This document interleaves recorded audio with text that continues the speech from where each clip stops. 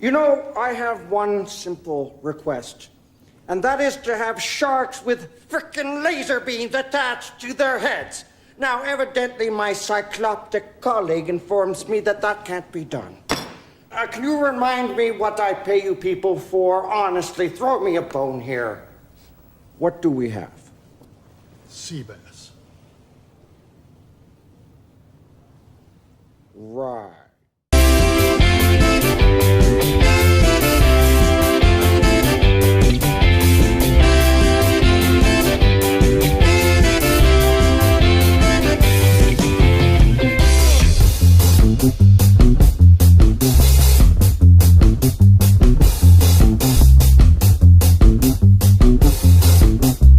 What's up, everybody? It's me, Bryson Booker, and you still can't see half of my face because of this stupid tripod.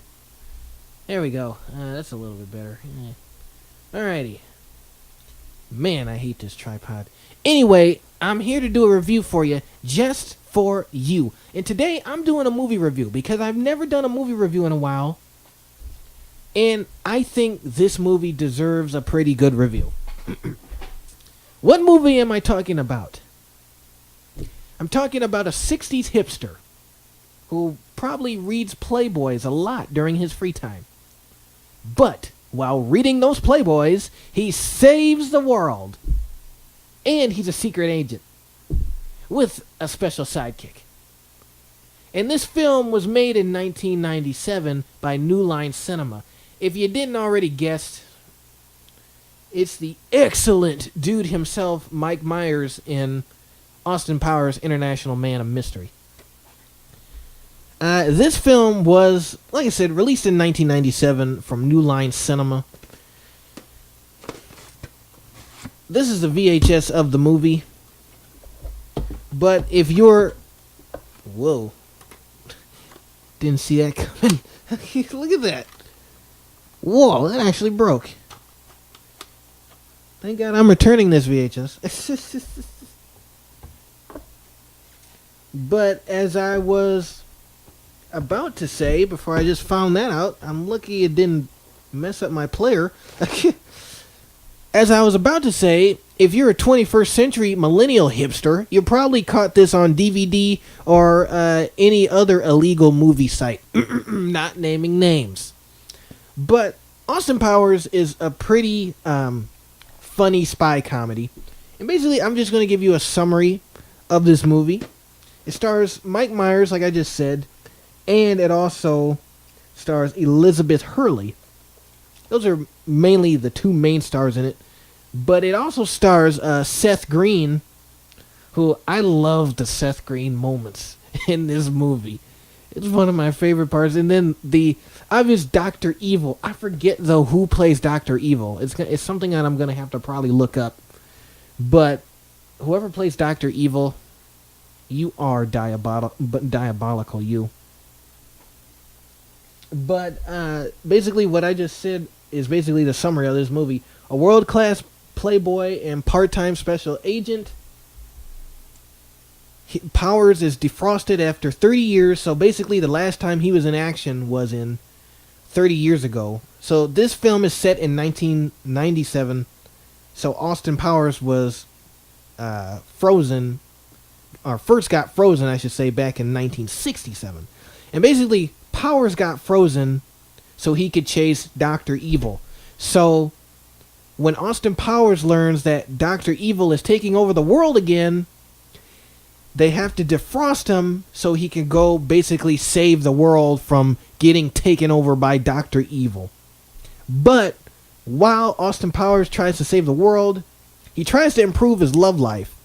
You know, because let's just face it, guys, you know, free sex and everlasting drugs just wasn't the same in 1997. And it's not even the same now, you know. So Austin has to learn how to love in the 90s, as they put it in the movie. Doesn't feel much different today, I'll tell you that much.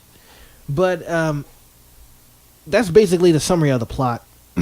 And along the way, Austin Powers does some really kooky things and doesn't use any kooky gadgets, but just uses his kooky wisdom to solve problems and save the world.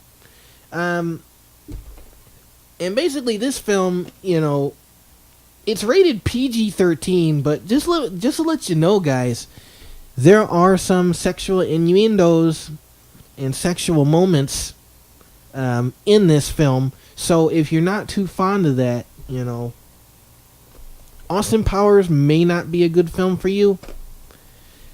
I thought, I kind of knew there was kind of going to be some sexual jokes because seeing this film across all of my life, basically, and seeing, promos for it and specials that have random appearances of Austin Powers.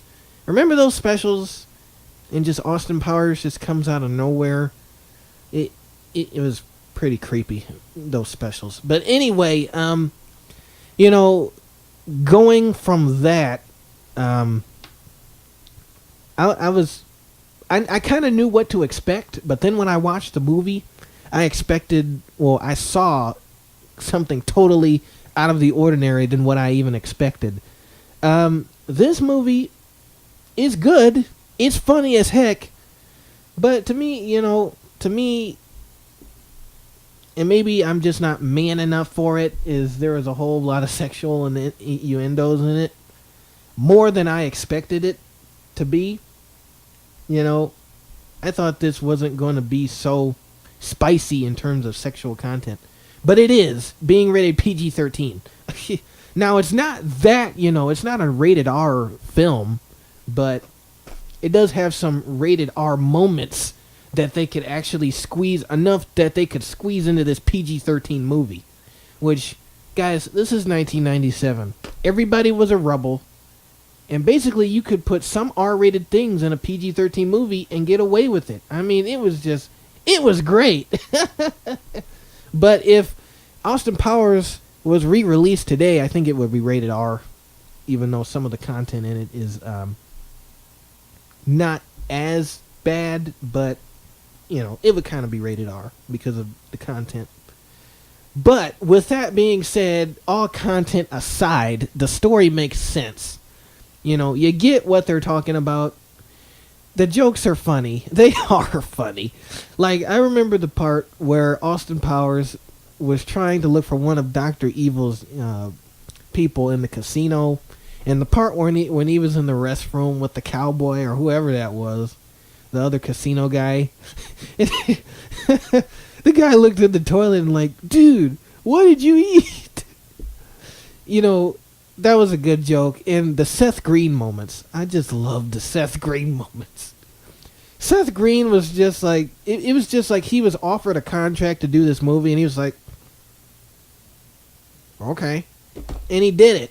And it just, he just has he has some really melancholy moments with his supposedly father, Dr. Evil, who genetically created him, to be his son. Or his scientist genetically created him. I love the Seth Green moments. They're hilarious.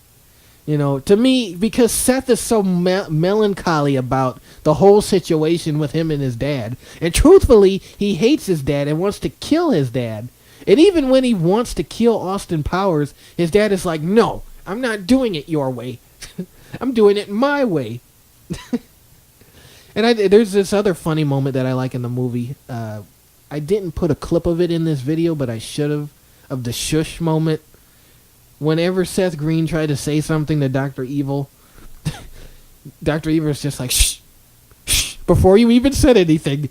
I love it. So, jokes like that, made me laugh. And obviously there were other jokes that those of you who,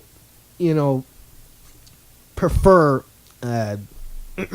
mildly sexual jokes would probably like this movie. Or probably like the other jokes that are in it. But it's a good movie. I'm not downing it. For my personal taste, I thought the sexual innuendos were too much. Call me a wimp if you want to, but whatever. I'm reviewing this movie for you. And I'm leaving it up to you to watch it, and you be the judge. Mike Meyers does a great job of playing Austin Powers, as well as the other actors. They do a great job. And that's why this movie got a sequel. And a threequel.